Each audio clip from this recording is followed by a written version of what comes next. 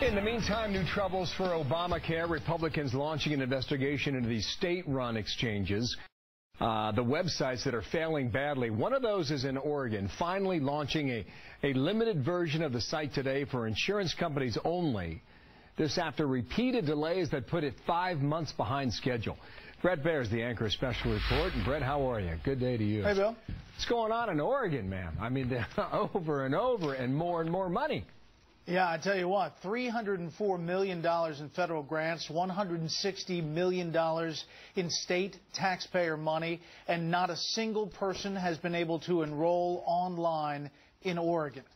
This is a big mess, and you have lawmakers now calling for an investigation into that, also calling for the GAO, the Government Accountability Office, to claw back some of that federal money, saying this is a complete waste and shouldn't have been spent because obviously this group that was set up this website was not capable of doing it. Yeah, clearly, too, but it's not just Oregon, right? You've got problems in Maryland, you've got problems in Massachusetts.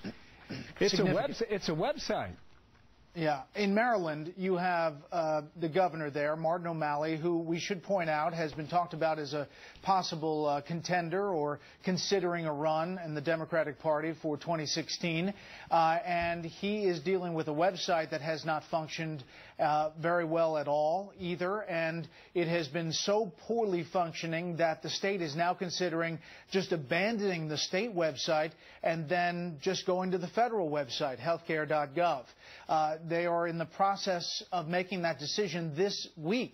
In fact, the deadline is today for moving forward with that, and there are investigations into that as well. And then Massachusetts, Bill, remember, this is all about ObamaCare, where this all began, according to the creators of ObamaCare. They point to Massachusetts as the genesis of all of this. You have the state director there breaking down in tears in front of a committee because they had to redo the website to comply with ObamaCare regulations, and it's not working. And they are now doing everything by hand, 50,000 applications that take about 2 hours each one. You wonder, you mentioned the governors there, you wonder politically, Brett, what sort of impact this could have on them and their states.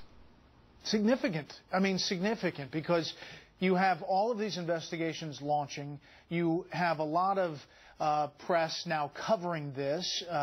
Perhaps they didn't at the beginning. They do now because it is taking a lot of oxygen talking about this as more and more people are really swept up into these questions about how they're going to get covered. Remember that all these applications have to be handled but now by paper applications. We should point out that in Oregon, for example, they are still signing people up by paper application. The online stuff is not working, but they're still getting decent numbers on paper sign-ups. And what are you hearing finally? What we mentioned the dollar figure for Oregon, $340 million in federal funding, $160 million from state taxpayers. And Republicans, do they think they can be successful in a lawsuit to either A, pursue the why and get an answer, or B, to get taxpayer money back?